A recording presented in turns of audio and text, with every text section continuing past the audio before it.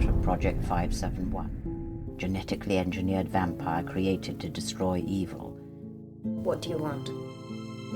We need your help to kill a vampire. Malleus Maleficario.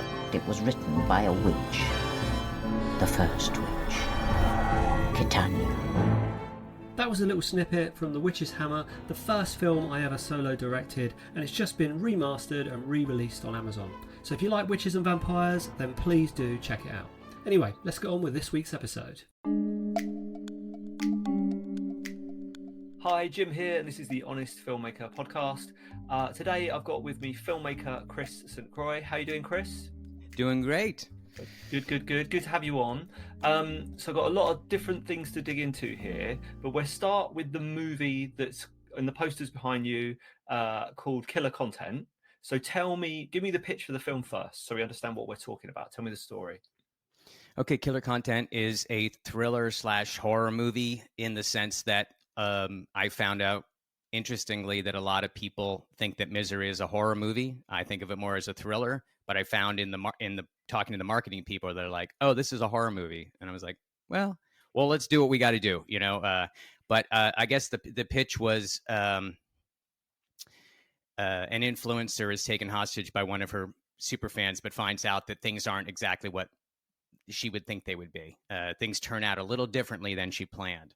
That's the simplest version of it, and I feel like if I could talk to anybody about it, it's sort of Misery for the social media generation. Yeah. It's a contained thriller, and if I'm just going to spoil one thing. There's not a lot of there's no boobs, and there's not a whole lot of blood. It's more about intensity and getting in your face, and just kind of really trying to make that contained space as sort of terrifying in a way that seems. Part of the pitch also was that it's going to hopefully feel real and not fantastical. Like truly, if you don't even have to be an influencer, but if you were in this situation, I mean, we have people, ex-boyfriends and girlfriends and whatever, take people or even if they're verbally, attacking them. I think a lot of people can connect with this story. And that was part of the appeal for me. Was I think I have a phrase, there's a lot of meat on that bone. Mm-hmm. And sometimes in the genre world, we want to be served up popcorn and blood and guts and just, I don't care who the characters are, just give me those kills. And in this case, I was like, well, we don't have a ton of that kind of stuff. So how do I get people? And it's story. Yeah, absolutely. And then looking at the concept for the film, so you just said it's one location, and I've seen it, and it's very much like there's usually 2-3 characters on screen. You've got your lead actresses in almost every scene. So was that by design, or was that the story came to me and then it kind of, how did that come together? Yeah, I mean, I've seen your film, which by the way is really cool. Thank you. Props. I think they could have snuck it in as a special Christmas episode of Black Mirror. Not that it took place at Christmas, but you know how they have those special one-offs. I actually thought it was really cool. Thank you. And whoever did your effects is also on top of it, because I'm always looking for effects people. So anytime I see great effects, I'm like, oh. So go watch this guy's movie. It's on Tubi. Speaking of, mine's coming on Tubi on the 16th of November. Right. And is that the first, before we go on to the other stuff, is that the first release date for it, or is it already on Amazon? Is it? It's been on since September 16th. Right. So it's anywhere where, in America. We just made a deal with a UK distributor whose name I'm going to butcher, but it's Playon, Plaio. There's a video game / streaming throughout Europe. And so it's going to be coming out. We just don't have a date yet. But I did beg my distributor. I'm like, I need the Tubi date. Yeah. And then like a good filmmaker, I was searching for my own movie online to see what was happening. And I found this coming soon on Tubi, November 16th. And sometimes nobody knows, nobody tells anybody, and so then the distributor's like, oh, cool. Yeah, that is a tough one, isn't it? Especially when you're talking to your cast and they're asking, "Oh, when's it coming out?"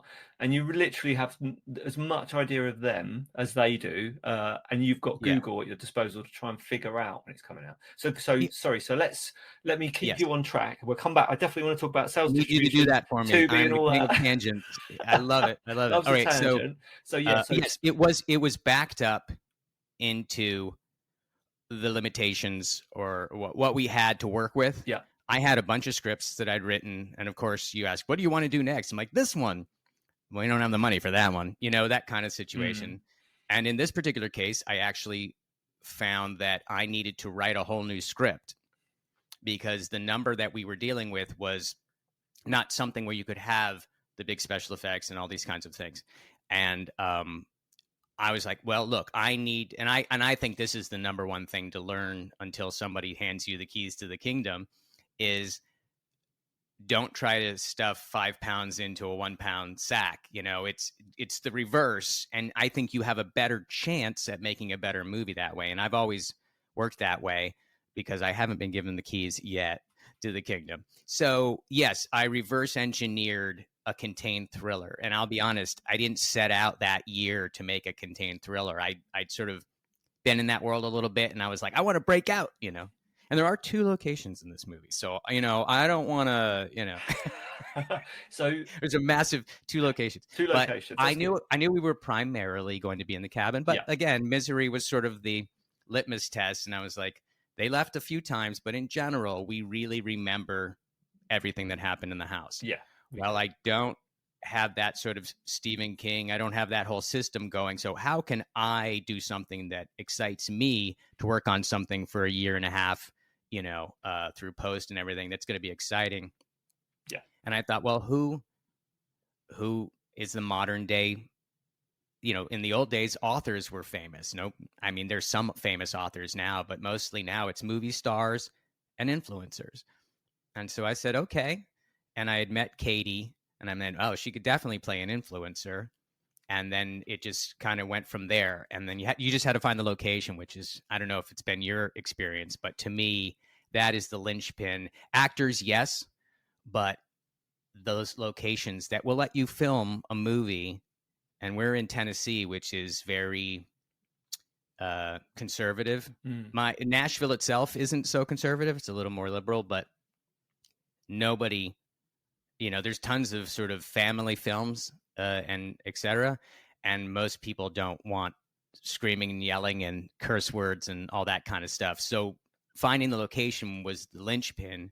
And once I did, I was like, okay, time to go to town. And it was written. So it was written for what we were able to do. Yeah. And that, to me, that allowed me more freedom.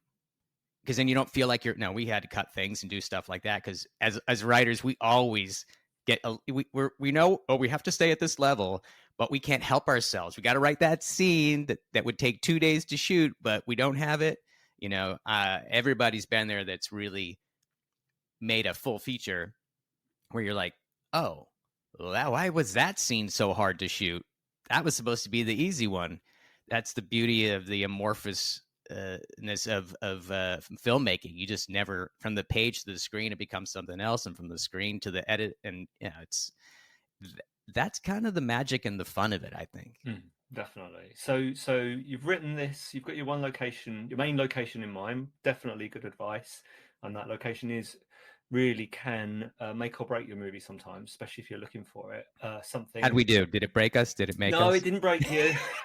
And the one thing I gotta ask, I'm in my bubble here. I don't know if you hear from people, but yeah, if you liked the movie, look, if you didn't like it, I'm fine with that too. I did. And I was just about to say what I was impressed with, because obviously I see a lot of micro, low budget stuff. I was very impressed with the quality, the production value. So that was something I was going to ask you about does that come from your experience? Does that come from the DOP, the crew? How did you ensure that you had that production value on screen? All the above. I mean, at this point, this is my third feature. My second feature was anthology, so I split it with another good friend of mine and director, David Buchert, called In the Dark, which is It's its 10th anniversary next year, and we're going to try to figure out how to release that. And everything is so different now in the release world. That's one of the biggest things I experienced making this movie, was releasing a movie in 2015 and releasing a movie in 2025, night and day. But we could talk about that. But your question was, my question was about production value. So yeah, I mean, yes, absolutely. None of us, no matter how little you have, it's the new rule. It has to look as good as you don't get to say, I only had this much. Technology does allow you to level the field a little bit. The thing that you have to bring on your own, and of course, other people have to decide whether I did this or not. But you have to bring that story that makes people stay and watch, because as far as I'm concerned, everybody can look good if you even pay attention to what you're doing at all. There shouldn't be any, unless you're looking for that aesthetic, unless you're looking for that 90s camcorder, DIY sort of look. But some of us are really trying to keep up with the Joneses, in a sense that, we're trying to make a living at this, and production value is like number one. I think, when it comes to horror, because people, like you said, you see all these movies, you put it on, you're like, you can tell, instantly if something's low quality. It's a we real couldn't. turn Well, off. but we couldn't. And I don't mean monetarily. We couldn't afford to do that. Josh Shreve, the DP, he couldn't afford to do that. He'd made movies that looked beautiful. My other movies, I think, looked really great, and I'd made music videos that looked great. And over all the years, you sort of learn tricks on how to. Okay, we don't need a 30-foot truck filled with lights in order to make something look beautiful anymore. And pre-production then becomes the way to truly deliver on that. For the lack of a better term, I actually like this. It looks like a real movie. Yeah. That's what we needed to walk away with. The amount of time and energy we were putting into this, we needed to walk away with something that looked, felt, smelt, it sounded, everything like a real movie. Yeah. And that was the number one thing for all of us, because we're all trying to sort of move the chess piece. Is it going to be across the whole board, or is it just going to be one little, moving? So that was a non-starter. Like, I knew I'd seen his work, Josh, and I was like, I got this music video. It's really tiny. That'll show me two things. It'll show me whether we can work together, and that'll show me whether he's, because some people need to get paid thousands and thousands of dollars to get out of bed. And I'll take those thousands of dollars. But I mean, I was going to get out of bed no matter what it was. I needed some cohorts that were going to do that. And that is hard to find.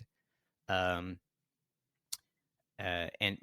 we did. And then I really knew I could deliver something that was worth doing all of that for essentially for nothing. Yeah, I think the way that really comes into play is on streaming platforms, because it's very easy to have a high-end looking poster, especially with people started using AI stuff, although I think people can still sort of spot that. Anyone can have a high-end poster, and that when you stick that film on, those first 5 minutes tell you immediately the quality level. And then the other thing those 5 minutes tell me immediately, and I was interested to know whether this was something that happened in post-production or that was in the script, was that you opened with kind of a bit of a thrilling sequence, shall we say. So was that a decision in post-production? Was that always in the script that you were going to give that a little bit away at the beginning? If anything, it probably was the scene that sat there, and then the rest of the film. Oh, really? In a way that I knew I knew what I wanted to make. What's the way? I'm not going to give anything away, but what happens in the beginning ends up letting us know more information about the end. And I knew what my twist was, and I was like, well, I know I can write that page and a half, you know what I mean, and just really get myself. I don't know about you, but I write, and then I'm like, oh, now I feel like I can write in this world. I can have the characters start to talk to each other. I know who they are, and that comes. I'm an outliner. I'm not like a open page and just feel it, baby. Like, I just can't do that. I need to know the beginning, the middle, and the end. Yeah. And adventure happens on the way. But Yeah, I'm definitely an outline. Are you an outliner? I'm a save the cat person. Okay, That is my main that's that pretty much. structure. Yeah, I know that's probably similar to a lot of other structures, but that for me helps me unlock stuff. And yeah, having that, even if that's not what I end up sticking to, Oh, for that sure. book I think really helps remind me of certain things. I love the way it's written, and the follow-up books, the way they kind of take films, pull them apart, and get you to understand the different moments within them. So yeah, I think I am a bit of a. I do like to plot stuff out. I've tried the whole blank page stuff, but then you No, just end thank up you. going on. You're all over the place, and the poor person has to give you that feedback. The first person who reads that version is like, "My God, what is this thing?" Um, No, what I was going to say about your point about that opening. So that's interesting that you had that in the original script, because yeah, I've done that myself. I've had to go back, especially the world we're in now with streaming is trying to hook people in. Even if you can keep them just for that first advert that appears on your film in the first 15 minutes, and you hmm see all budget levels do it to try and hook people in. So it's interesting you'd put that in to but start with. they've been doing it forever. Yeah. It's always been like the beginning of Scream. Mm. I mean, you can cut that out and start the movie, Yeah. but by the end of that, you're like, oh wait, now I get what this is. Mm. It's not really comedy, but it's sort of funny, and it's or sort of, that's I think of it also a classic opening that in the horror world. Um, Oh, it sets all but the rules up. It sets everything up for the rest of the movie for you. yeah, and again, now has it gotten super hyper concentrated now, where it's not an 10? What is that opening? Probably feels like a 10-minute opening scene Mm. in Scream. Now it's got to be 30 seconds. Now that's more like for for Instagram and stuff like that. I think the most discerning viewers in the world are horror thriller genre people, because they are so steeped in the history of it. They've seen the best of the best. And so when they're looking to watch something, we all have, because I'll count myself in there, I think we all have a sort of a lexicon of the things that we like. The opening of Halloween, Mm. right? Sort of. I wouldn't say that it sets. I guess it sets the tone, but it's what's going to happen? What is this? A surprise. It's a surprise opening. The Lethal Weapon 2 is just instantly into the middle of an action scene. And then the one we didn't mention there, which I know you've got a connection with, which has got an awesome cold open, is Pulp Fiction. So, yeah, it's like the one of the best cold opens ever. So, what is your connection with that particular film and that opening? I was there. You were there. So, why were I you was there? What were I you was doing? in the cafe for the entire week they shot that. Except they took us all out when they opened the case. I won't tell you what we all know. It's actually, as movie people, what's in that case? Lights. Yeah. But I even got to sit and have somebody ask him that when we were at lunch. Mm. And again, this is not a name drop situation, because in that year in Los Angeles, I had heard of Reservoir Dogs, hadn't seen it yet because it hadn't come out on VHS, and I couldn't afford to go to the movies when I lived in LA. I was so broke.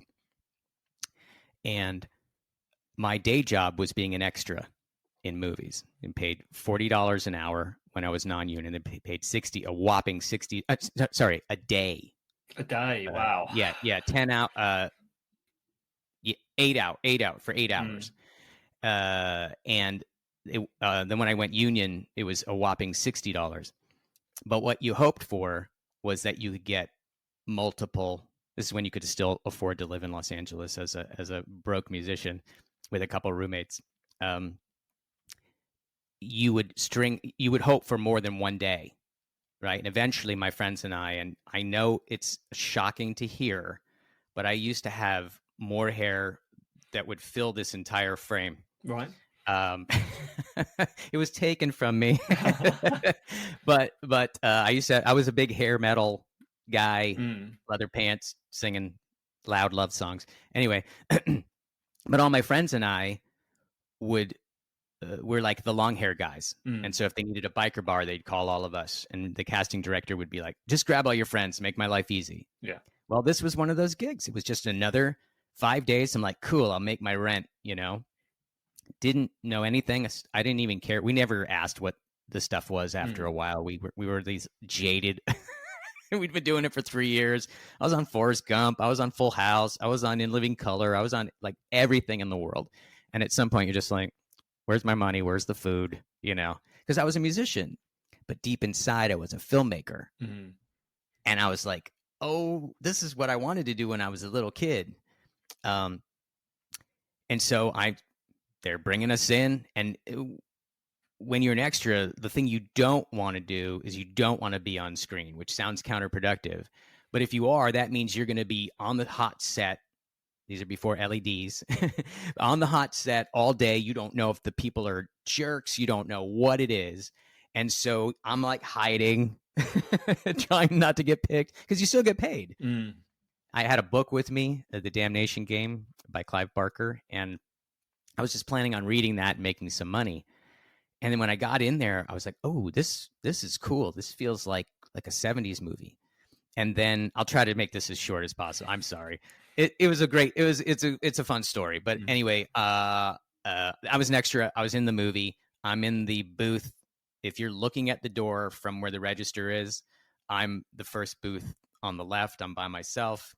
It was the one time in that year that I actually listened to what the AD told me to do. And when Tim Roth yells at me, get the F down, I pop down instead of like keeping my head up a little bit so I could laugh and see myself in the theater as a joke, because it just felt like this really interesting thing. And I got to see the whole Honey Bunny and go through the whole thing. And of course, taken out of context, that was the weirdest 5 days. It made no sense, right? Because it's just screaming and yelling and like weird. It felt like they were speaking Shakespearean in the sense that it wasn't really normal. It was normal dialogue, but it was it was sort of fantastical. But they were wearing shorts and the stuff, the bad clothes. But the most interesting thing to me is if you talk about what that film became, and I think it's a masterpiece. When I saw it in the theater, I was like, oh my God, like this is the next guy. And I love Reservoir Dogs too, etc. But you got to imagine the year that was made, or the year before it came out, when we were making it, the very first shot of the very first day. Now, I don't know if this is the first day of filming, but the first day in the cafe, the first shot is the last shot of the movie. Right. Okay. The first shot we shot that day was the last shot, where they walk up, look left, look right, and then walk out the door. And when John Travolta walked in with a mullet wig, wearing a Hawaiian shirt, like just cheap, and a gun in his thing, and this guy walked in, because at the time nobody really knew him. He had this Jerry curl wig. I'm like, what movie is this? And I'd been on low budget horror movies and stuff like that too, but this was like, John Travolta? That guy hasn't, and I love John Travolta. I think Blowout's, it's one of my top 10 favorite movies. Love Blowout. And he is great, but at the time he was kind of, he was on the heat, wasn't he, a bit? Yeah. Well, he had, people make fun of that Look Who's Talking movie, but that thing made like hundreds of millions of dollars. But in general, he was not considered, Danny Zuko anymore, or like Saturday Night Fever. So I was like, oh my God, what is this movie I'm on? But just so funny to now realize you were there for this seminal cinematic moment that changed the 90s, I think. Reservoir Dogs lit the fire, but that thing, that was one of the explosion. reasons a lot of the people on the film course I was on were on that course, because of films like that, because that had come out just as we'd, in our teen years, we'd seen it and gone, wow, I want to be a filmmaker. Yeah, it was cool. My other friends were on the set too. One of my friends is one of the guys that has to run across. Anyway, it was fun to be there and to hear him talk about the recent. He had just gone to the premiere for True Romance, and he was talking about how they had put those little honey bears on the table, and he was excited that they understood the movie and stuff like that. But I didn't know who this guy was.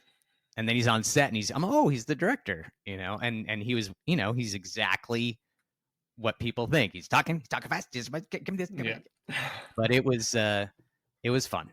It was fun. That was one of the ones that I paid attention, and I was like, I don't know what this is going to be, but I'm going to do my job.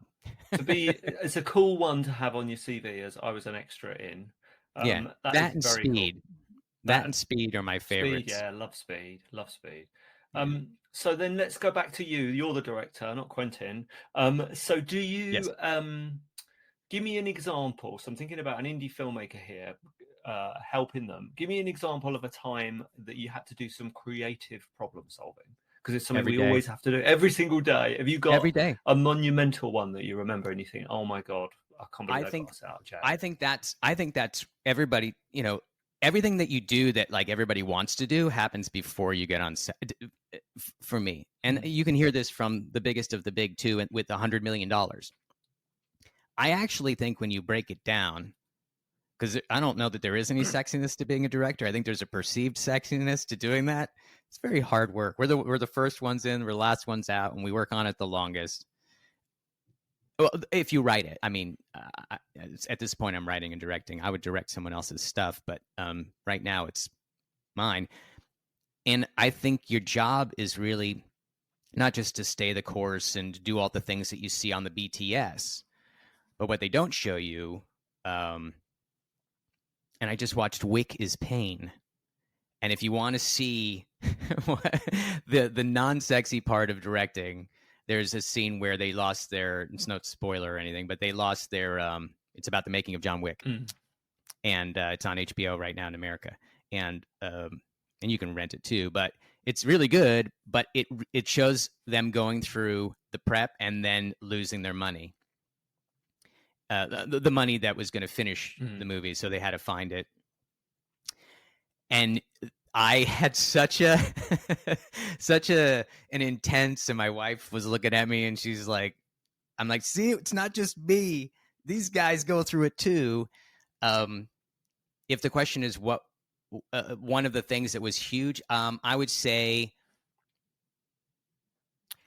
I think this happens more than anything. You write it on the page, even with experience, I write to produce, right? So I write to make it. I don't just like go with my vibes, man. I mean, that might be the first pass, but then we have to make the damn thing.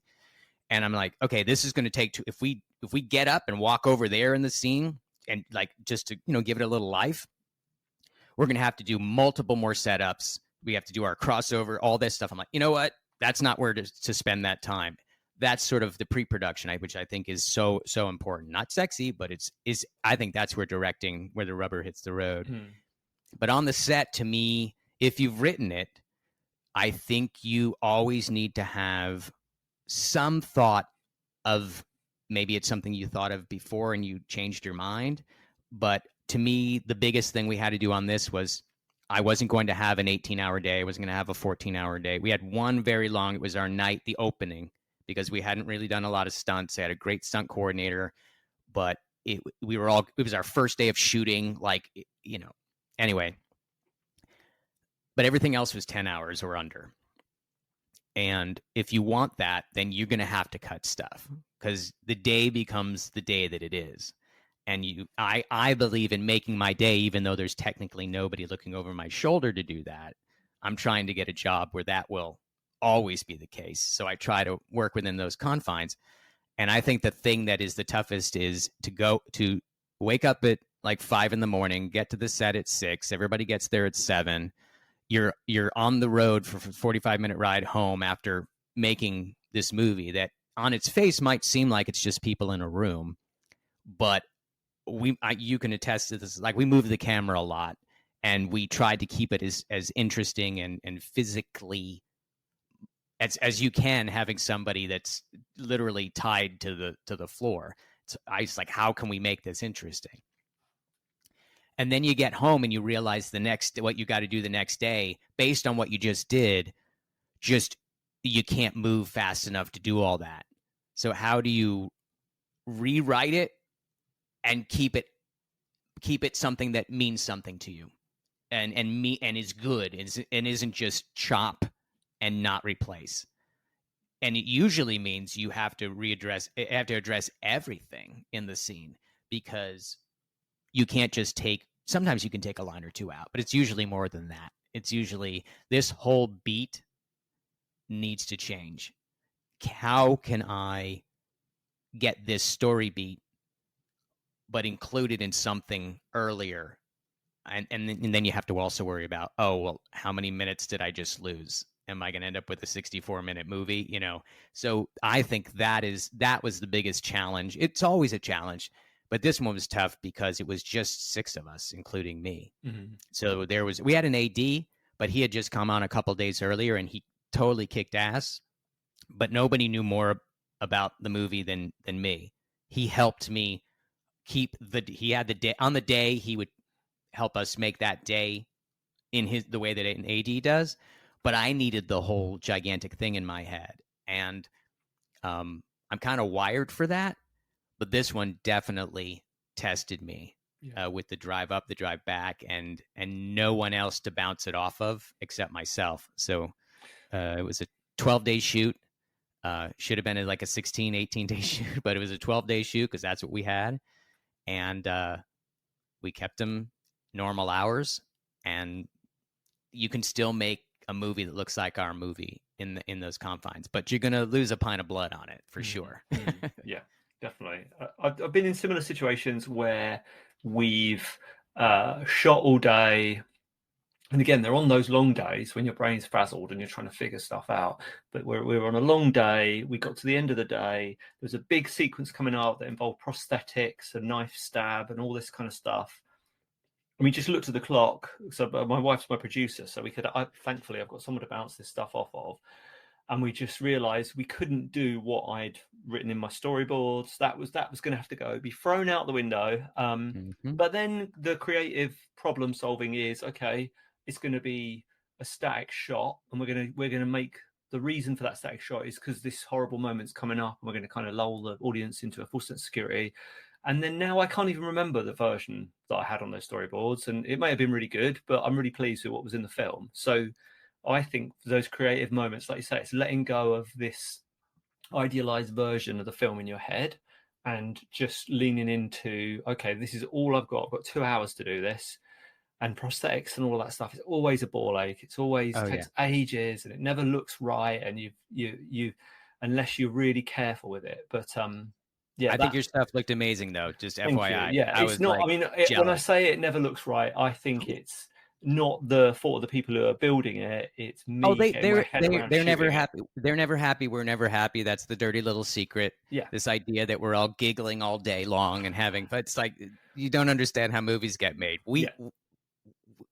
I don't know. It's well, we're for one of the films we did a knife stab in the eye, and the amount of effort that went into that, as far as making a head, getting the head painted, getting in the right position, getting just that, the amount of times we were stabbed, you know what I mean, cutaways, getting all that little stuff for that one moment.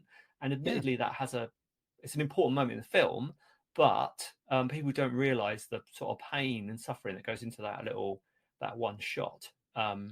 So yeah, it's I'm with you, and I just remembered. I guess I put it out of my head. We were 3 days in. The prosthetics were being made because there were a few more effects in the movie than there are, and I had a young effects person who really impressed me. Not just in their abilities, that's okay, but just as a person, just sort of, and then completely basically sent me a text the day of the night that we were going to start the movie, and I can't do this anymore. Oh, that's not good. Sorry. No sorry, just I'm having a difficult time and I can't do this anymore. I found out later that she had done that to somebody else too. Had I known, I would have never done that. But so here I am, already stressed out about day one of this adventure because we had lost our financing 2 weeks before the movie and had to push it a month. I was in 3 months of prep. Then that happens and I've got to re-prep. I mean, I was already about to fall apart, like physically, just like, oh my gosh. That's why that John Wick movie it hit home. I was like, see, honey, that's me. She's like, yep. And she does hair and makeup, so she understands.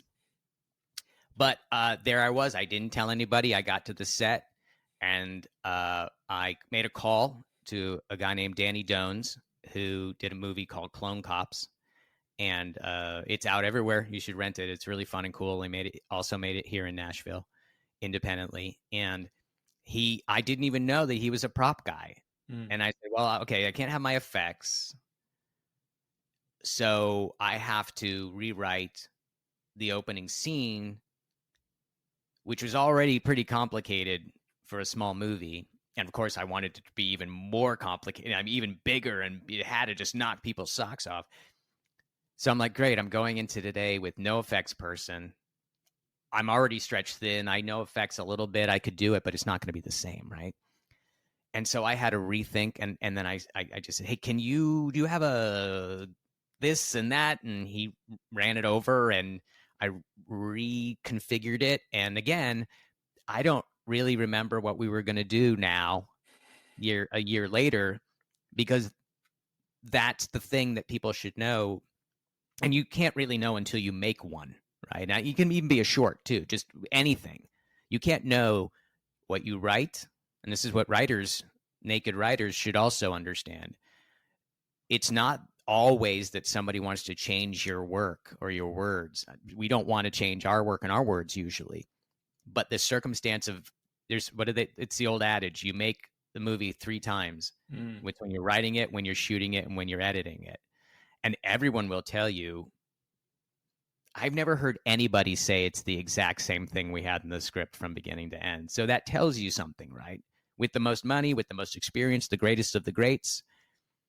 And a lot of people don't really see that. So when things start to go wrong, I would say, just remember on your first film, just remember out there, this happens to everybody. So you just have to choose an answer. It doesn't even really matter if it's the best answer.